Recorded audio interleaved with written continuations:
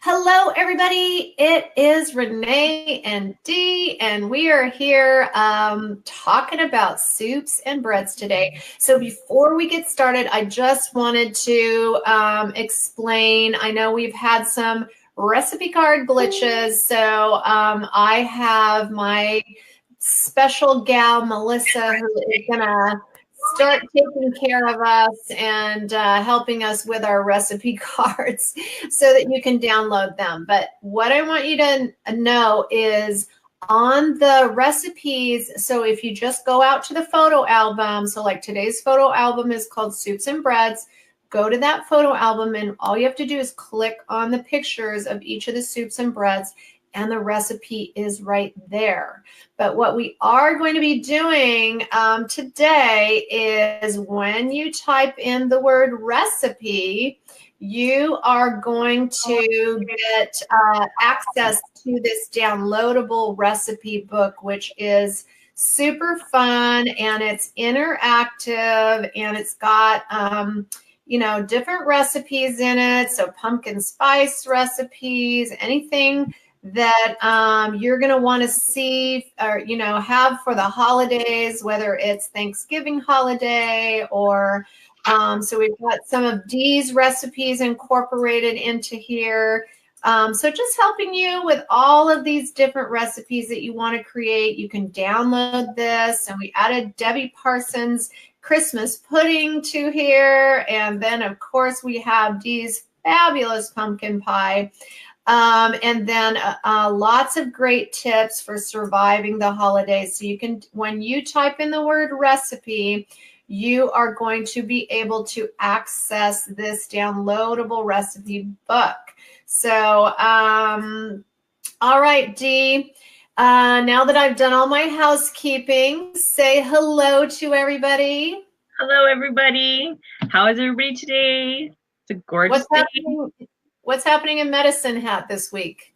Whew. Well, we're sunny and windy and about plus 11 today, which is about a 10-degree change from yesterday. So Mother Nature doesn't know what to do with herself. She's a middle-aged woman suffering from some hormones. That's what I'm going with this week. So it's all over the place. So. I was complaining because out here in Northern California, it dropped from the 70s to the 60s, which does not make me happy. But I'm going to take it. Yeah, winter's definitely.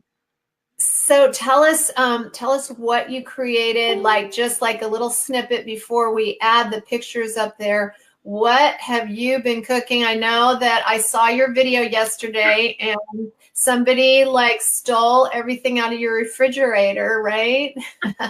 It's a good problem. It's a good problem to have. I have a few gentlemen in my house that love homemade soup. And I have an almost 18-year-old that's on a low carb keto kick.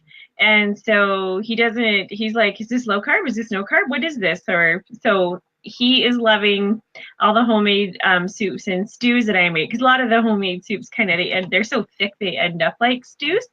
And so I wanted to get ahead of the game this week. I wanted to do a different recipe each day so I could take a lovely picture and give myself more time to get the presentation going. So I got the soup parts done, but I just put them in those. I don't know if any of you have bought those. They're black Costco containers with the sealable lid, and I stacked them in the fridge. And so yesterday I went to pull them out to take the pictures because I was ready to do a little live to show you all my work. And they were there. And I'm like, what? Like all of them? Who took them this morning? And they both did. Yeah. And so they were both laughing at me. They were like, whatever. They're like, you're cooking for us. And I'm like, yes, I am cooking for you. Yeah, well, guess what? You can eat after the show. Yeah. So I guess it's kind of a little, so there I thought I was so smart, but they got me again. So yeah, we go through a lot of. So you guys, what you have to understand is Dee and I are both coaches. I'm in Northern California. Dee's up in Alberta, Canada. And so we're both going 100 miles an hour. Dee's got all her kids and sports and her coaching, and then she's creating constantly so that you are inspired and have new stuff. And then I'm over here in Northern California. I have a 16-year-old. I have my clinic here. And then I am always doing educational videos, and that's my passion. And so by the time we meet up on Tuesday evening, Dee's staying up until midnight, finishing up all her creations and sending them out to me. So if we're behind on things, just forgive us.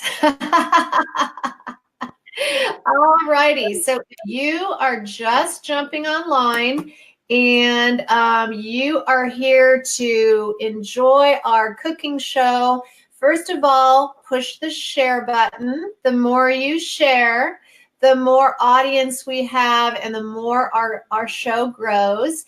Push the heart and like button. So the more that we get you commenting and pushing all the emojis, sending us emojis and hearts and likes, the more Facebook gives us a bigger reach. So if we can have you do that, we love that. And always, always say hi and tell us where you're from and ask us your questions, send us your recipes. And so let's say hi to a couple of people that I see already here. We have got Sandy. She's already downloading that holiday recipe book. And Deb, love Deb all the time. And we've got Kelly. Hi, Kelly. And Rhonda, love Rhonda. And Jennifer is one of my clients. And so thanks you guys for joining us and always sharing our show. Okay, Dee. The first picture I always select and put up, because I got control, is the one that I want to hear about first and looks the most amazing. That's awesome. This is a version of sauerkraut sausage soup. So, you know, as always, we have a wide variety of followers. Most are across North America and Canada, but many of us come from many different backgrounds. We are all really just one great big melting pot, kind of like all the different vegetables that you could throw in a soup. Really, it is. And so I know that many of these recipes that I may be presenting to you, you have your own awesome way of making them. And that is great. And I want you to make and share and give us your versions, because I'm simply always just kind of presenting one idea to you. And I know that many of you are going to have some great additions to make those even better for all of us. So please don't be shy. Please share. But this is sauerkraut sausage soup. Now, sauerkraut is a phase 1 allowable. If you are buying jarred sauerkraut and you're not making it yourself, no problem. Simply just read the ingredients on your jar to make sure that there's no sugar additions, anything that you can't have. There's a lot of different varieties when you get to that grocery store. And so you are going to not just be looking at the carbs and the sugar, you're going to be looking at the actual ingredients. So if there's added sugar anywhere in that label, you just put that jar back and keep going. But you can use jarred, ready-to-go sauerkraut. I did in this one, and it makes it so quick and easy.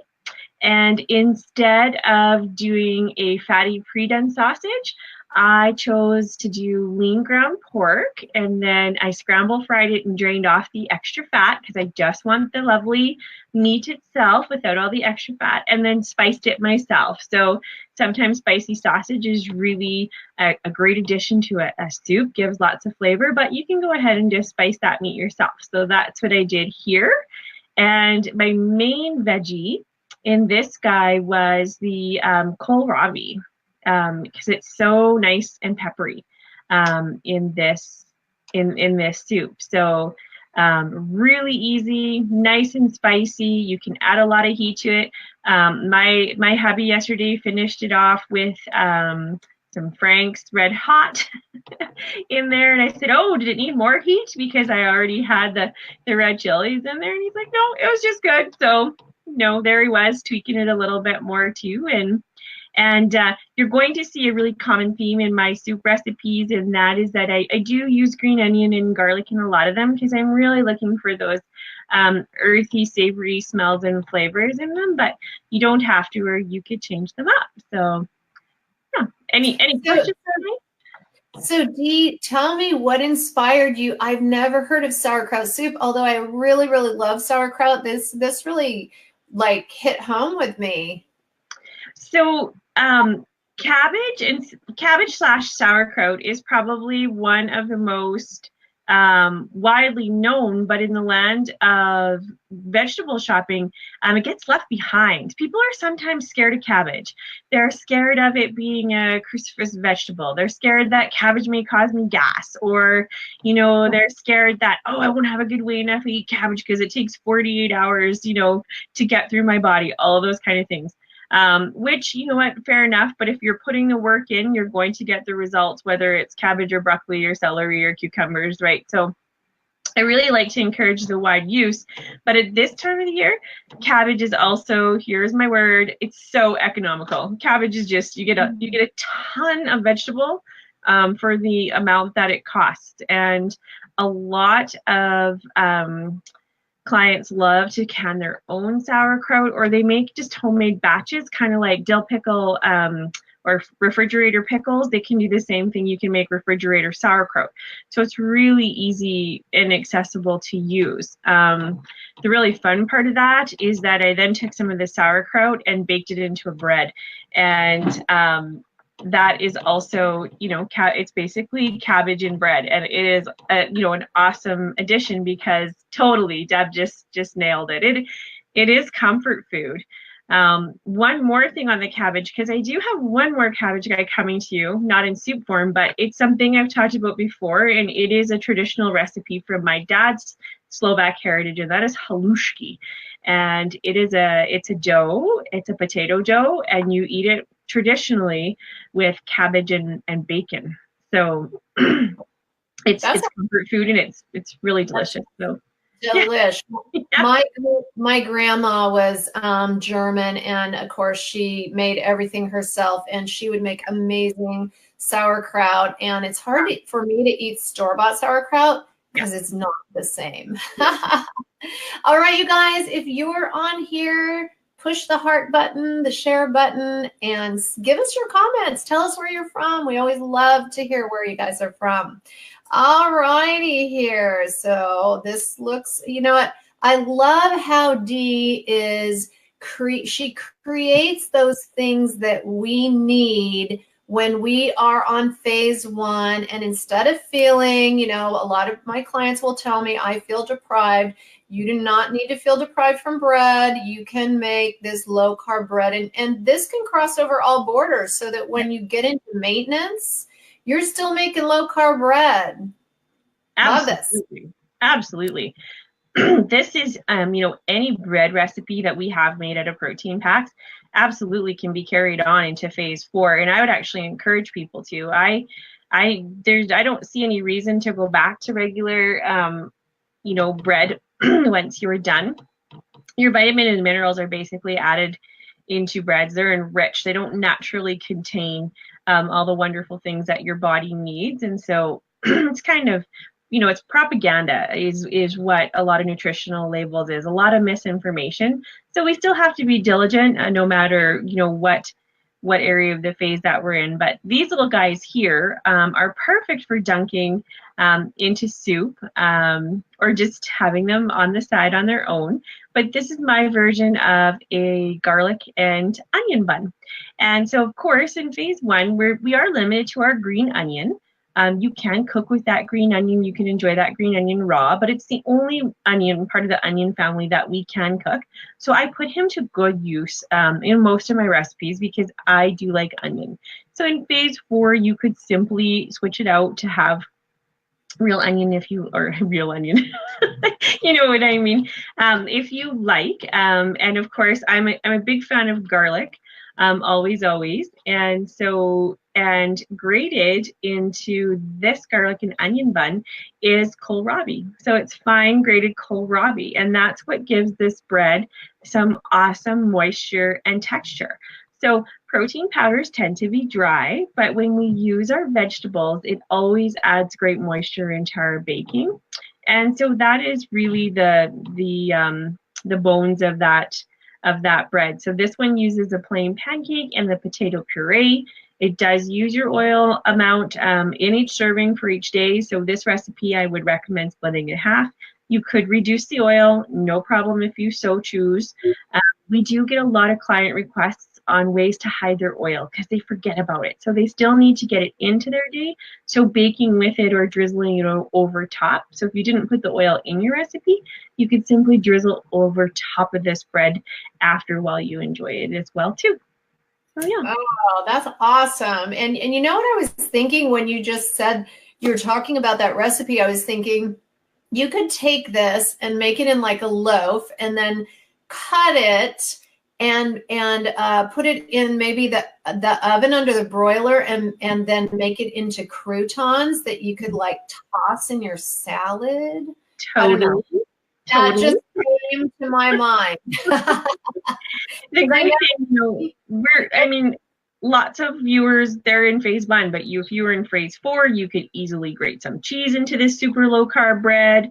You could put a dollop of, real butter or whatever into your, there is ways to make amendments for whatever phase that you're in. But if you are in phase 1, it's palatable. It's tasty. So that's our goal, right? We want to give you options where you're feeling satisfied. So that bread recipe with a serving of soup at lunchtime or dinner, doesn't matter, goes a long, long way. Hot liquid in the belly, and you know what too, the aroma of baking is very soothing to me. So I don't know if it's soothing to anybody else, but it's almost like a stress relief for me. And I don't even have to eat it. I just like the process and the smells that are in the kitchen. So yeah, that's interesting because I just this morning I always do my gym video, and I was talking about how we relate different kinds of flavors and foods and smells to different situations, and a lot of that is taking it back to times of comfort and being at grandma's house or mom making us stuff or what have you. And I used to bake with my grandma, so when you do all this baking stuff, I don't bake anymore, but when you're baking and I see how passionate you are about it, it reminds me a lot of that time. So I love it. That's awesome. I love it. Okay, so let's say hi. Connie says, love watching you ladies. Deb says, I have cabbage and venison soup going right now. That's awesome. Awesome, Deb, and thank you, Connie. So if you are just jumping on, hit the share button, the like button, the heart button, and tell us where you're from. Okay, Dee, this looks amazing too. And I can't believe that you were able to create a clam chowder. Yum, yum. So, and that clam chowder actually cooked in my crock pot all night last night, everybody, because my original version was gone. The really neat thing about clam chowder is everybody does, not everybody, but there's different types of clam chowder. But when I think of clam chowder, the one I'm thinking of is always New England clam chowder, the creamy base. But really, the great flavor doesn't actually come from the cream base. It actually comes from the clams themselves. And I used chicken stock. That is my preference. You could use vegetable stock.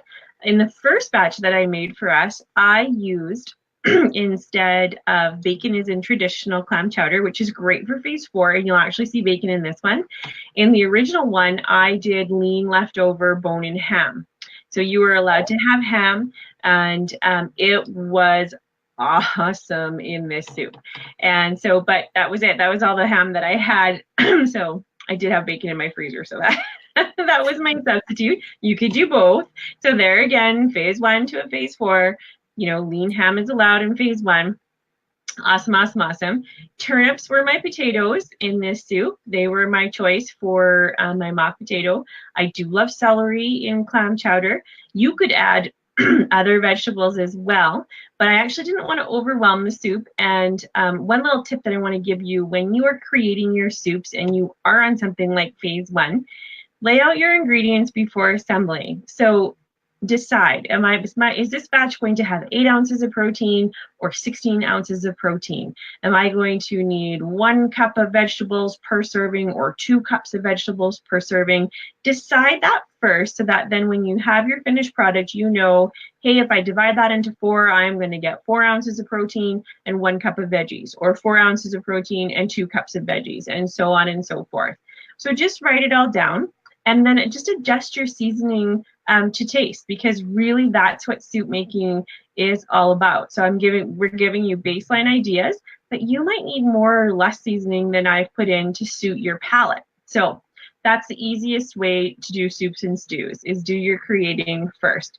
So for example, in this pot, I simply have 2 cups of turnips, 2 cups of celery, that's my vegetables, that's 4 cups plus my green onion. The green onion, they really do cook down to not much, but you do have to count them in your recipe making before. And then a can of clams, I wish I would have written it down. I think it's about 155 grams, but if you drain the juice off those clams and weigh them, the actual raw clam meat is about 5 ounces. So I did 2 cans of clams for 10 ounces and then 6 ounces of ham, so that I get 2 equal, so that I can get 8 ounces. So 2 full servings of protein in that batch of soup. So that's how you do things. You just math it out before you start, and it just makes it really easy for tracking and storing and dividing it up. And when you divide your servings up, if somebody gets a tablespoon more of vegetables, in vice versa, don't sweat it. don't sweat it. It's going to be close. So yeah, it's gonna be okay. It'll be okay. And then Alrighty, let's see what we have now. This looks like I'm loving the whole sauerkraut thing. One of these days we have to like do a show on how to just actually do all of this. Yeah. Because you know, your sauerkraut creates a lot of health in our digestive system. And you know, a lot of times when we've gotten ourselves to maybe not so healthy of a place, our digestive system isn't working properly anymore. And adding all those probiotics and prebiotics and all these veggies in, it does take time, but they will heal us from the inside out. So tell us about this. So this is the sauerkraut bread that went with the sauerkraut soup. And that whole plate plus 2 more slices was 1 serving. So the really neat thing about this is that is 1 pack of potato puree and a 1/4 cup of sauerkraut. That's it, just a 1/4 cup. And I did drain off the liquid, but I didn't squeeze the liquid out of the sauerkraut, just drained it. I did use 1 whole egg in that bread. You wouldn't have to, but I really love the fat from the egg yolk and a little bit of fluff that I do get from the white, but you could decrease it if you didn't want that much egg, but it turned out so good just as is. And just like you said about your croutons, you can toast this. You could, so I toasted a few pieces and dipped it in my sauerkraut soup last night to give it a go. And again, so the same spices that I used in my soup, I used in my bread. And it was so awesome because you get a bite and it's pretty spicy, you know, it's got great flavor to it, but then you take another bite and I hit like a red chili pepper. And so then there was even that heat in the bread. So it was a lot of fun, actually. It turned out to really good. I was happy with it. So sometimes I make something many times before I decide that, yeah, it's pretty good. But this one I made once and went, oh, I'm keeping you. So yeah, it sounds delicious. Mm-hmm. Okay, so tell us where you're from, and tell us any recipes that you would like us to recreate. So today, when you type in the word recipe, these recipes aren't going to come up, but the holiday ebook is going to come up, and it's got a whole bunch of recipes and then a lot of tips on how to traverse the holiday season. So just type in recipe and that will be coming into your Facebook Messenger. Okay, Dee, this looks delish also. So last but not least, we got the hamburger soup. Mm-hmm. And I have to be honest with you, this is last week's picture because I just didn't have time to redo my hamburger soup because that was the last of my bone broth in yesterday. So last week we did a little bit talking, or 2 weeks ago we were talking about chicken stock, bone broths, how to make them, how to store them, how they can become a tool in your kitchen. And beef bone broth to me, it's a staple. It's a must-have. And so it is the base of my hamburger soup. And I will tell you that if you take the time to make actual bone broth, it does add a lot more flavor and dimension to your soup bases. It adds a lot of richness to your flavor. So for hamburger soup, I really, really like bone broth. So that is, beef bone broth is the base. I did use extra lean ground beef in my hamburger soup. I love to scramble fry it with the garlic and onions to start to get the flavors going. I keep the spices in hamburger soup very, very, very simple for the fact that your ground, beef and your vegetables, they are going to marry together. So the longer you let homemade soups and stews sit, the better. They always taste better on day 2. Always, always, always. And if you simmer for 2 hours, only 2 hours, and then you simmer for 10 and taste the difference, you will taste the difference. The other thing that I really, really love about things like hamburger soup is there's not a right or wrong vegetable to place with something like hamburger soup. So if you think of places or think of like you eat a hamburger, some of you might put tomatoes on it, or think of dishes that you eat with hamburger in them. So I haven't put a vegetable in hamburger soup that I don't like. Pictured, you're going to see turnip, you're going to see French beans, you're going to see tomatoes. Fresh or canned is fine as long as there's no added sugar. Cabbage is in this one. Sometimes I use celery. So if you are a phase 1 person, one thing that you're going to do again is you're planning out your weekly menu. So in a week, you're only allowed 4 cups of combined of your occasional vegetables. And those include things like your beans and your tomatoes and rutabaga. So plan on where you're going to spend those. And if you can't spend them in soup, then use all your select vegetables in your soup. So turn to your turnips and your celery and your kohlrabis and other things off the list. Radishes are awesome in soup. So don't forget to plan, because it's really easy, especially in these winter months, that too many occasionals may sneak into those journals, or you forget that, oh yeah, I'm only allowed 4 cups. I probably ate more like 8 this week. And so it's easy to do. And so it's just something that we need to be aware of. So yeah, just being cognizant. Deb asked a question. She said, is there a certain type of bone to ask the butcher for? So if you ask your butcher just for a beef soup bone for soup stock, you'll know exactly what you're talking about. And the interesting thing about beef soup bones, so the last 2 times that I've bought them from my favorite grocer, they're totally different pieces of, or shape, I guess, of bone. So sometimes they're great big hunks with the marrow in the center. Sometimes they're sliced thinner and they still have the marrow in the center. Some of them contain a lot of meat sometimes. Other times they're very stingy on the meat that's on the bone. So, but if you ask your butcher, he will, like, even in your local grocery store, he'll be able to point you out to them. He might have them fresh in the back, or they might be frozen in a section. I actually had to ask. So the grocery store where I purchased most of my meat for, I couldn't find them. So I asked the butcher one day, I'm like, soup bones, like, how come I'm not seeing soup bones?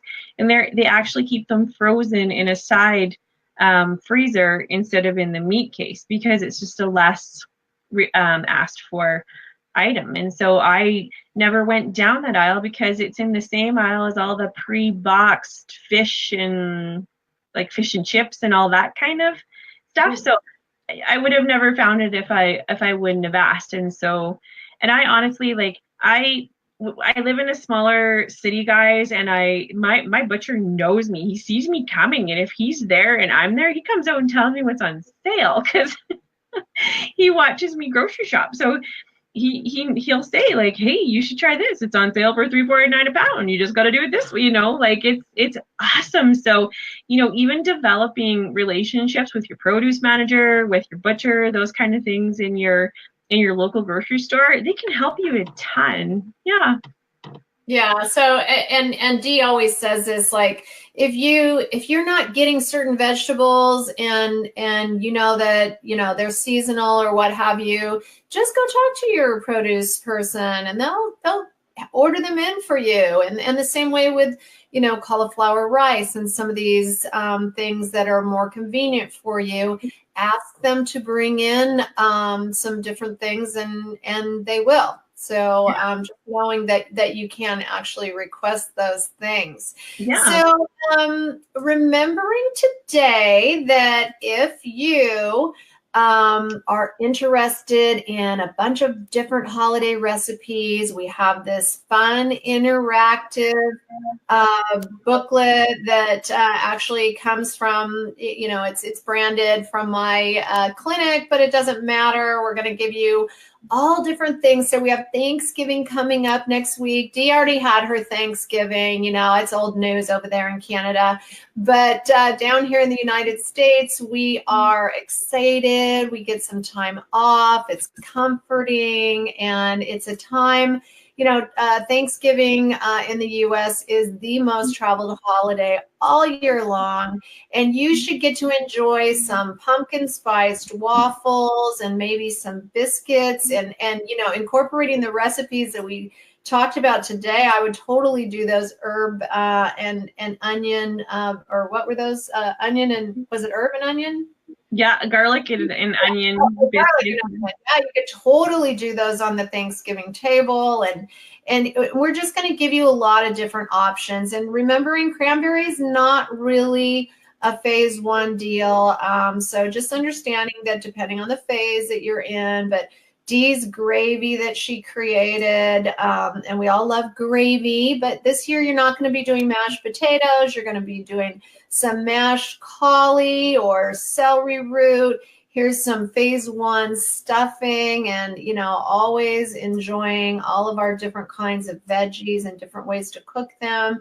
We got Deb's Christmas pudding here that Dee created for her last week.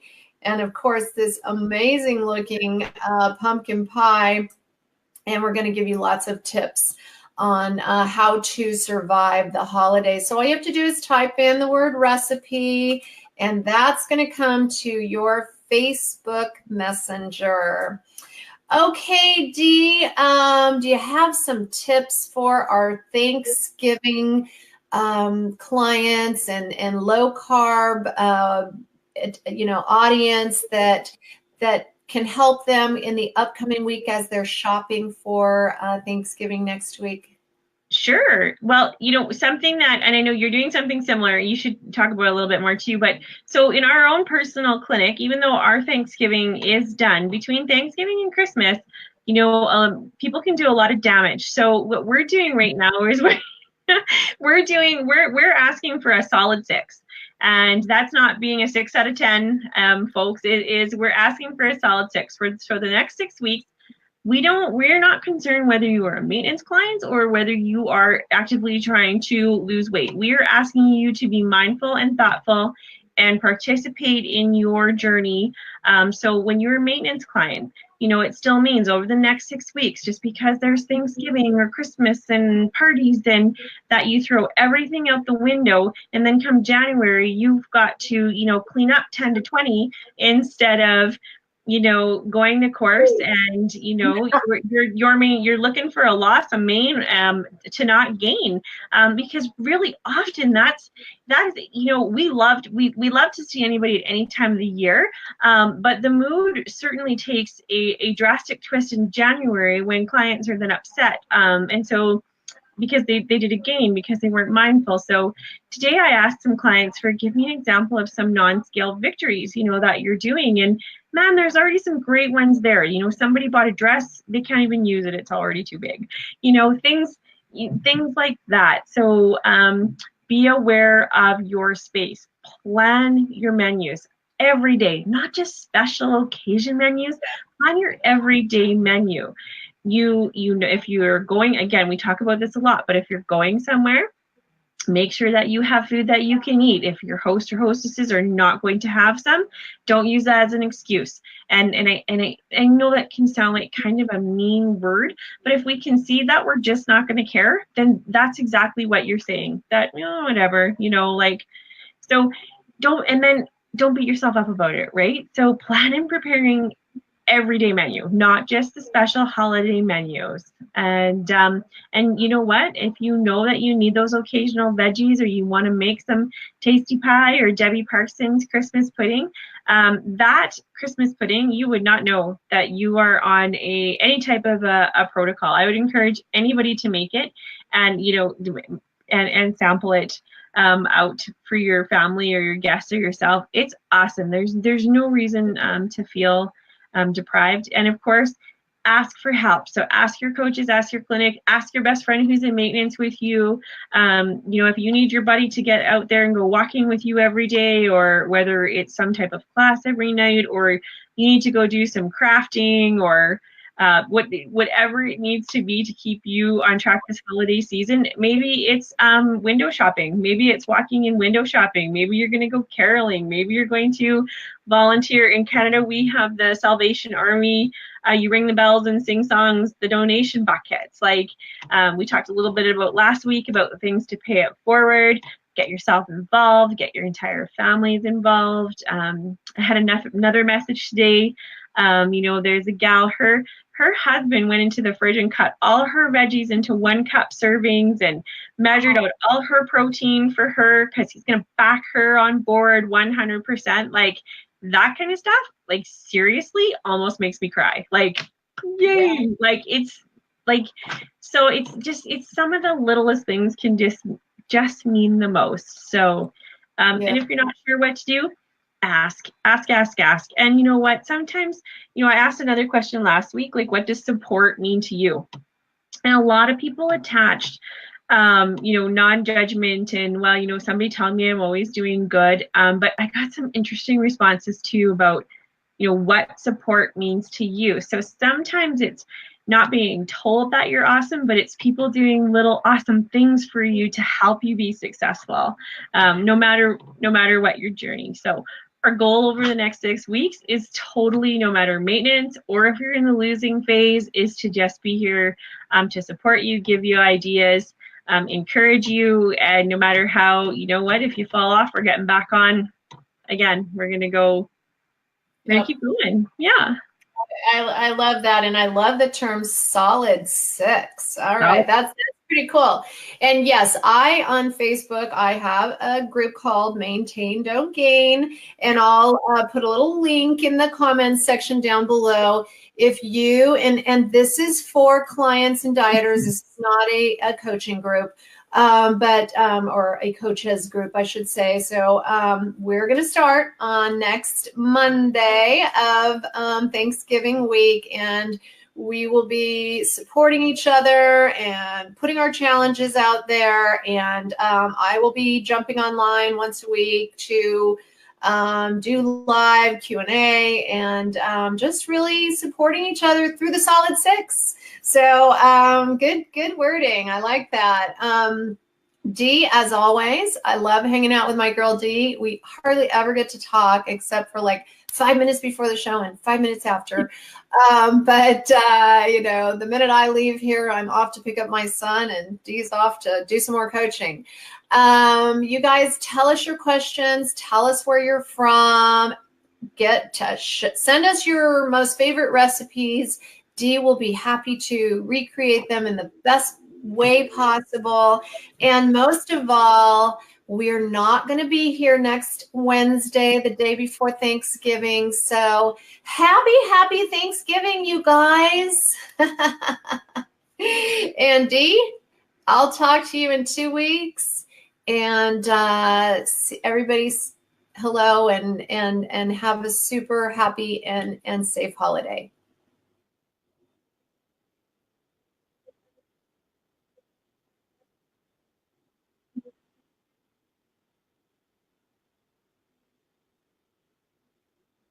It sounds like it's going to be pretty yummy. So be sure you tune in. All right. Bye, Dee.